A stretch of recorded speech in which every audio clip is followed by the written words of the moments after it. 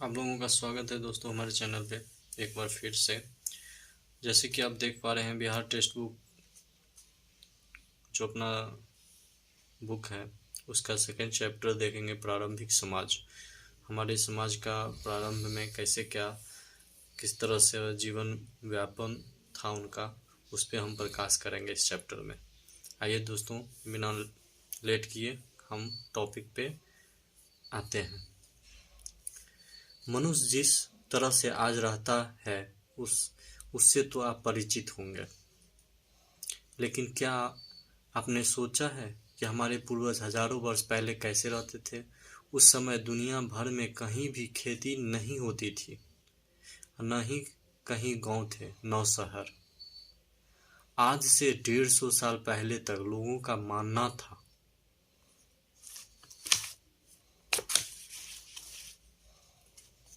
कि पृथ्वी पर प्रारंभ से ही जीवन था। पेड़ पौधे और मनुष्य को बनाने वाला ईश्वर था।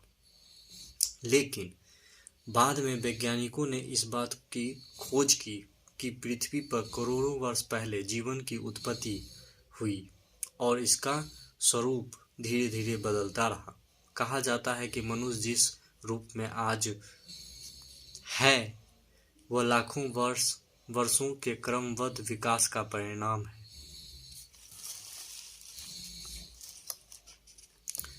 आरंभिक मानव के बारे में जानकारी कैसे मिलती है? हजारों साल पहले जो लोग रहते थे उनके बारे में हम ठीक ठीक तो नहीं जानते हैं, लेकिन उस समय की बची हुई चीजों को देखकर और अपनी सूझबूझ से कुछ अनुमान जरूर कर सकते हैं। इस काम में पुरातत्ववेत्ताओं द्वारा उस समय के लोगों के द्वारा प्रयोग में लाए जाने वाले औजारों जैसे पत्थरों से बनाई गई कलाकृतियों एवं उनके निवास स्थानों का जो पता लगाया गया है वह सहायक है। इस विषय में आप पिछले अध्याय में पढ़ चुके हैं। उस समय के लोगों की जीवन शैली को जानने के लिए आज भी उसी माहौल में रह रहे शिकारी समाज के लोगों का विद्वानों ने अध्ययन किया। आज भी दुनिया के कई जगहों में शिकारी समाज के लोग रहते हैं।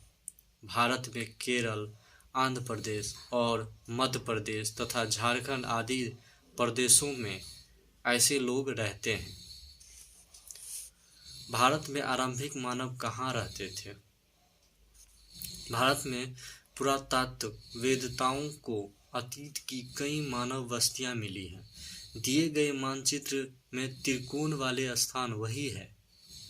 इन सभी स्थलों से शिकारी मानव के कई निशान मिले हैं, जैसे पत्थर के औजार, गुफाओं पर बने चित्र और जानवरों तथा लोगों की हड्डियां।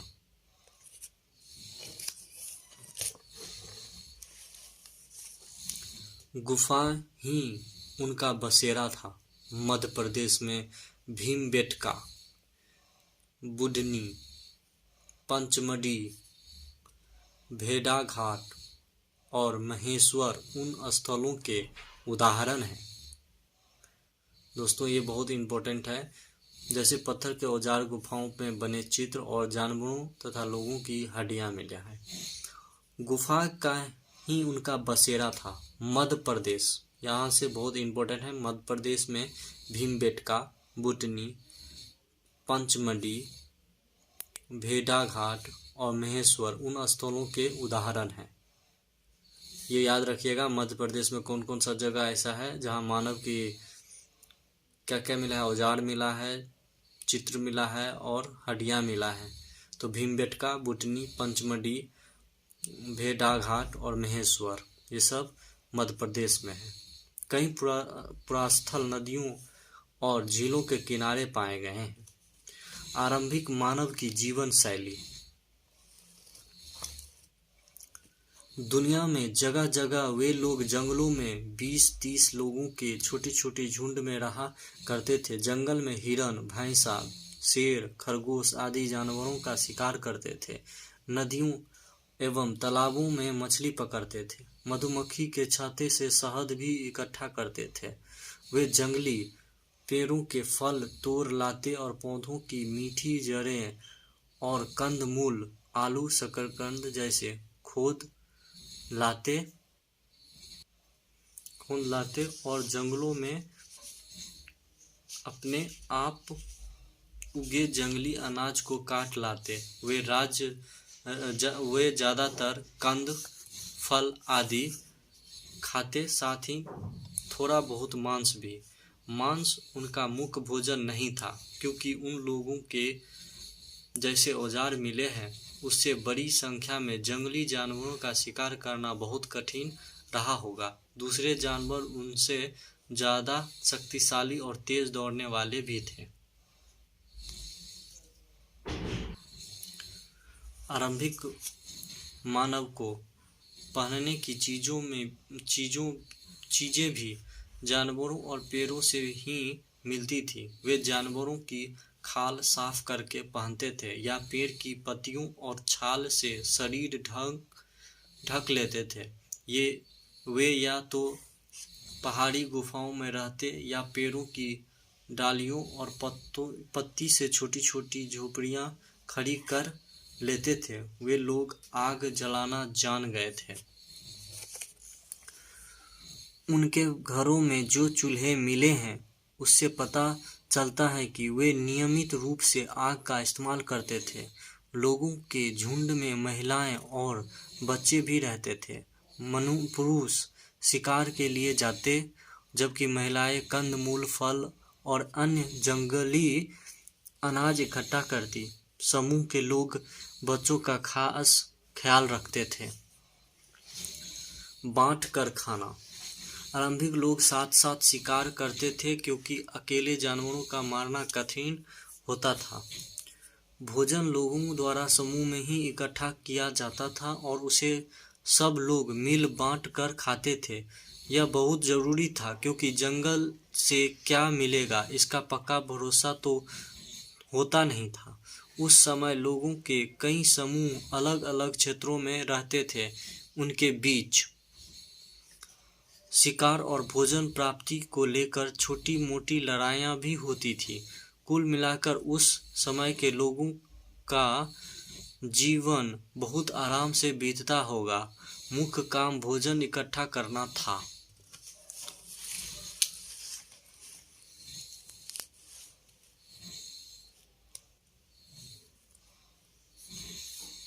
जो जंगल से प्राप्त हो जाता, इसके लिए उन्हें बहुत अधिक परिश्रम नहीं करना पड़ता था। आरंभिक मानव के जीवन का महत्वपूर्ण पक्ष इधर उधर घूमना।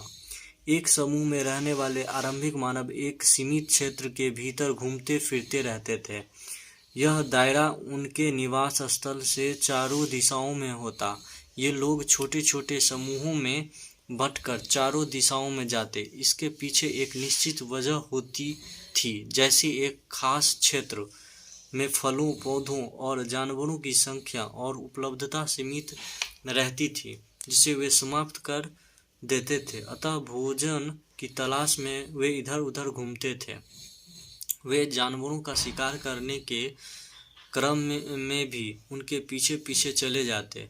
उन लोगों को पेड़ पौधों में फल फूल आने का मौसम पता था, इसलिए लोग उनकी तलाश में उपयुक्त मौसम के अनुसार दूसरे क्षेत्र में घूमते थे। संभवतः आसपास के जंगल, स्रोत जैसे नदियों, झीलों आदि के सूख जाने के कारण भी पानी की तलाश में इधर उधर जाते होंगे। वे लोग अपनी यात्रा पैदल ही किया करते थे। आरंभिक मानव के औजार। शिकारी मानव के पास कैसे कैसे हथियार व औजार थे, जरा सोचें।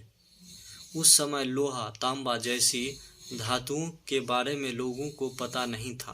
अतः उन लोगों को आसपास जो मिलता वह था पत्थर, लकड़ी, जानवरों के सींग और हड्डियाँ। इन्हीं को नुकीला बनाकर वे औजार बनाते थे। वे पत्थर के टुकड़ों को पिघलाकर नुकीला और धारदार बना लेते थे। साथ ही वह आकार में भी हाथ से पकड़ने के लायक औजारों को बनाते थे। धीरे धीरे वे इस कला में माहिर होते गए और पत्थर के बारीक औजार बनाने लगे। वे पत्थर के छोटे और बारीकी टुकड़ों को किसी लकड़ी के हत्थे पर लगा कर तेज औजार का काम लेते थे। उस समय औजार बनाने के लिए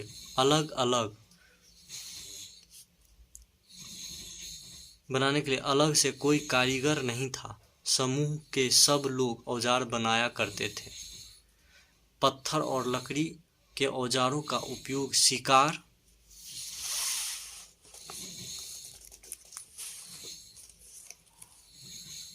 पेड़ों को काटने या उनकी छाल छीलने, जानवरों के खाल उतारकर पहनने लायक बनाने इत्यादि कामों में करते थे। वे लकड़ी, सीप, हड्डी, हाथी दांत आदि की मालाएं भी बनाते थे। चित्र और नाच। शिकारी लोग गुफा के अंदर दीवारों पर रंगीन चित्र भी बनाया करते थे। वे रंगीन पत्थरों को घिसकर रंग तैयार करते थे और बांस के ब्रूस से चट्टानों पर चित्र बनाते थे। इन लोगों द्वारा बनाए चित्र भीमबेटका की गुफाओं में पाया गया है। चित्र में ज़्यादातर पशुओं जैसे बैल, गाय, भैंस, हिरण आदि के थे। चित्रों के बनाने के अलावा उनके जीवन में एक और महत्वपूर्ण चीज नाच था। वे सब मिलकर देर तक नाचते थे। जैसे कि ये इसमें देख रहे हैं, पैसरा का सूक्ष्म निरीक्षण। पैसरा बिहार के मुंगेर जिले में स्थित है। यहाँ पर आरंभिक मानव से संबंधित पुराने स्थल मिले हैं। यहाँ से यूरोप के फ्रांस में पाए जाने वाले आरंभिक मानव के औजारों की तरह के औजार मिले हैं। पैसरा संभवतः आवास और निर्माण स्थल था। नाम और तिथियां, जैसे कि आप पा रहे हैं, ये नवपाषाण कालीन हड्डी के औजार हैं। वे नवपाषाण कालीन पत्थर के औजार।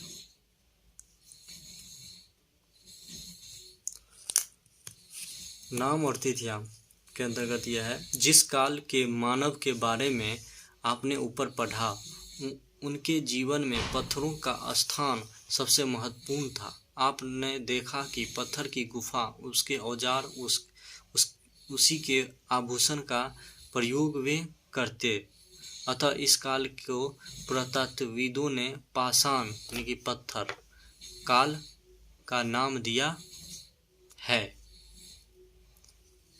ये सब औजार है दोस्तों, मध्यपाषाण और नवपाषाण काल के औजार है ये सब।